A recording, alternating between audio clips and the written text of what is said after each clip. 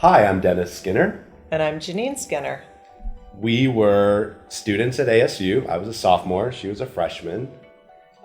We met at a frat party. I saw him from across the room and told the girlfriends I was with, see that guy over there? He's mine. And I went over and introduced myself to him. We hit it off right away.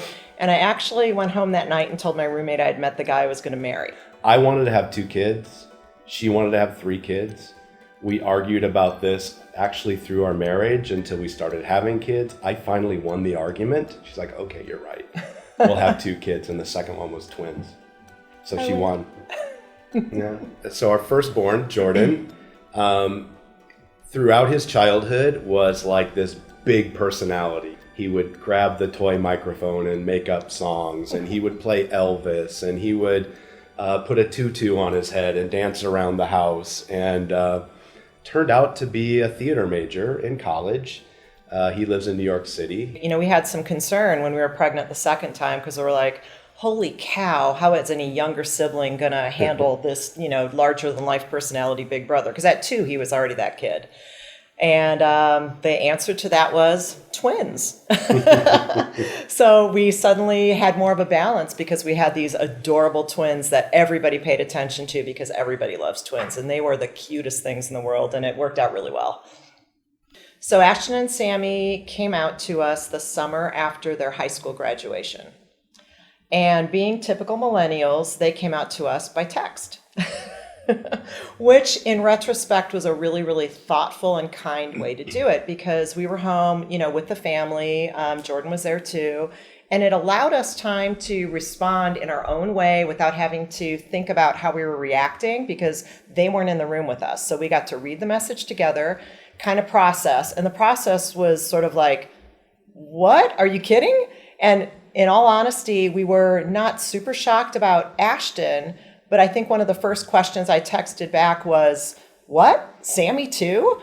And they're like, yeah, Mom, we're identical twins. So, so it ended up being really great because they gave us time to process. And then by the time they came home, it was just a big love fest.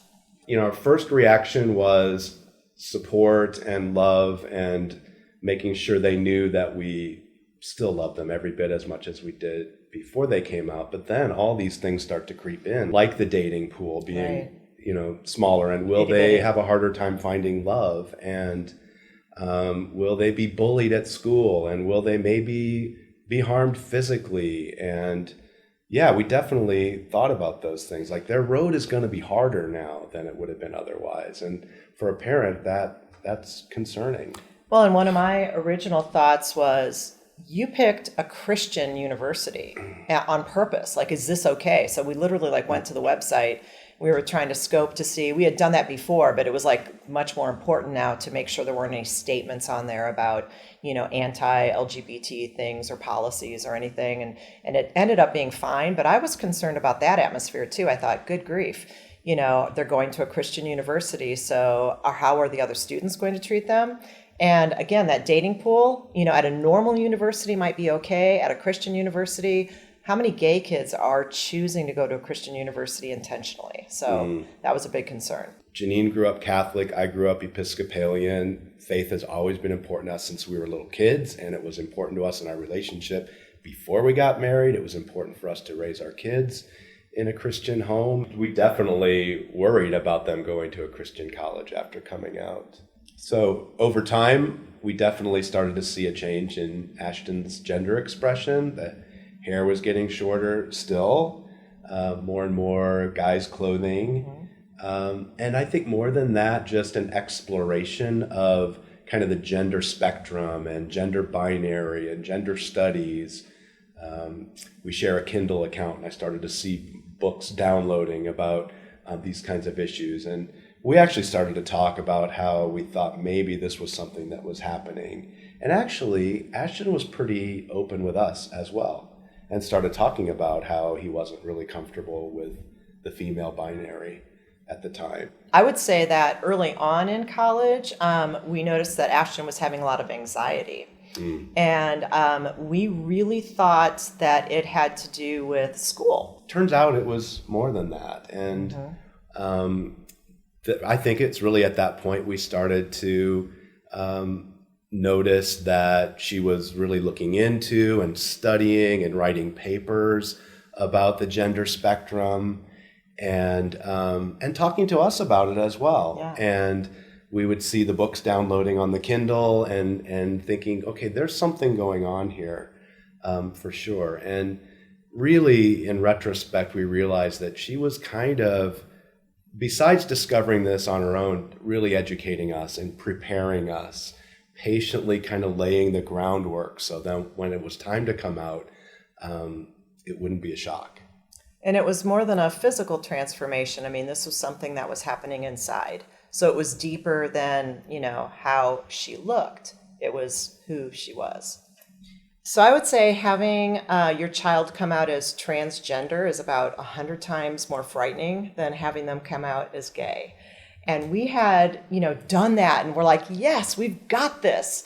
We weren't prepared, for the emotions, the fears, the concerns, all these things that were wrapped up around something, this big. This is a whole different ballgame. We actually talked about hoping that she at the time wouldn't come out as transgender. We were kind of hoping she would fall somewhere, maybe in the middle, but on the side where she already was, just because, not because we wouldn't accept her as him, but because all of those concerns we had when they came out as lesbians, the society treating them badly, the physical violence, having a hard time finding a life partner, getting a job, all of those things were just 10x the amount of worry, that we had then. Absolutely. Thinking about a transgender transition. We were sitting on this very couch when Ashton came out to us. It was the day after Christmas, because her therapist had said, you need to wait until after the holidays to tell your parents,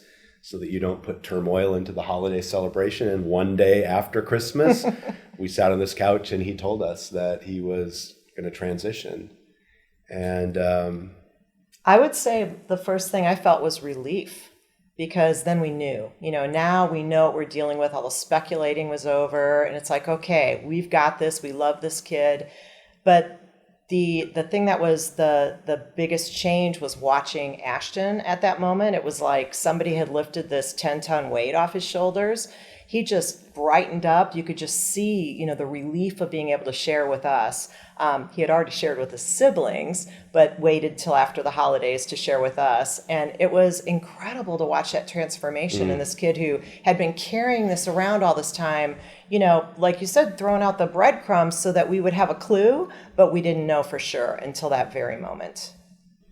I would say his siblings were the best they possibly could be. I mean, Sammy, his twin sister, besides being his best friend, also studied psychology as an undergrad. So that made it super easy, and was just so in tune with Ashton that I think it made it super easy. And I think Jordan just kind of had a feeling this was happening all along. He's also, real intuitive, and, they're much more involved than we are. So they were incredibly supportive. No hesitation. Our moms are awesome. The grandmas are amazing. They're strong, they're intelligent, they're funny, they're involved in the family, they love our kids.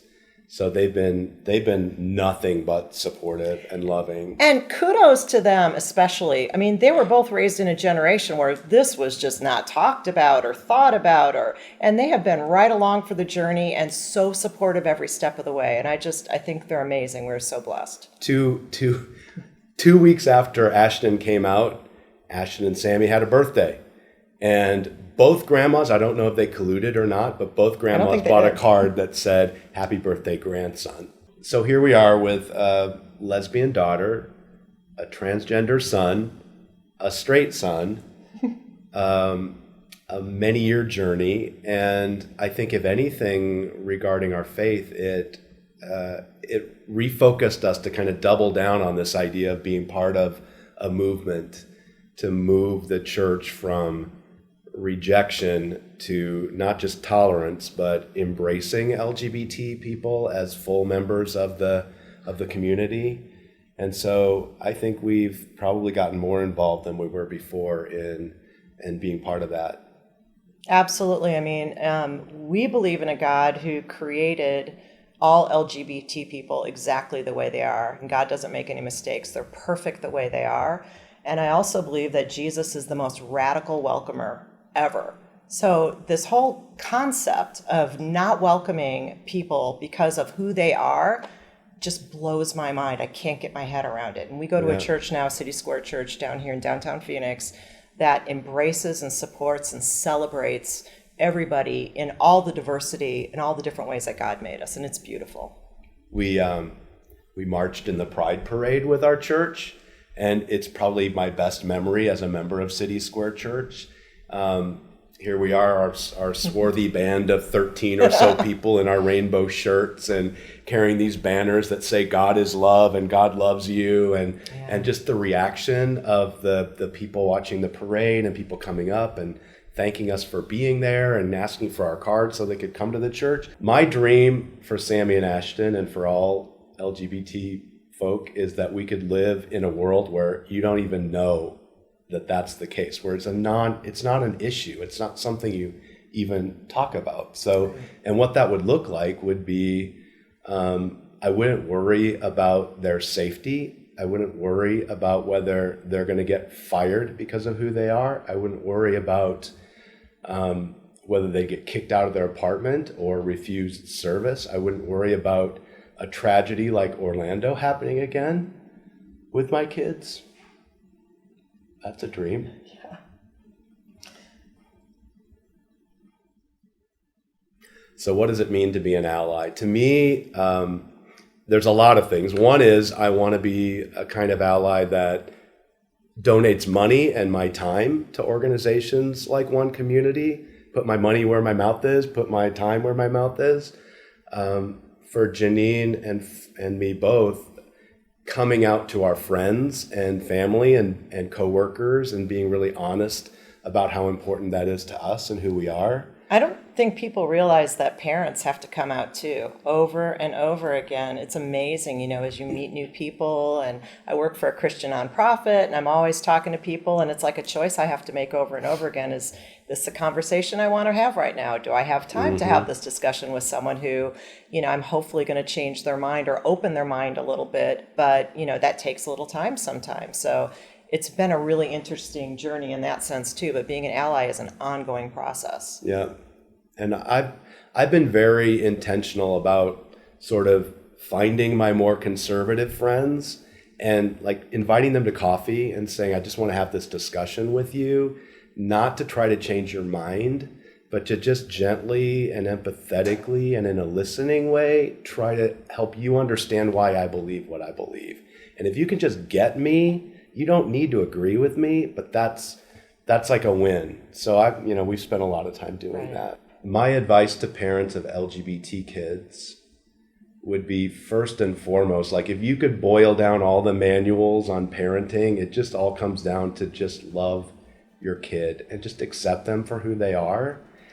And if that's hard for you, if that's a struggle for you, see if you can't just, long enough to remember when they were a baby, just set aside your ideas of what's right and what's wrong and what's normal, and just remember when you held them as a baby. I mean, they're no less beautiful or miraculous now than they were then. They don't need to be fixed. They just need to be loved. So love them for who they are.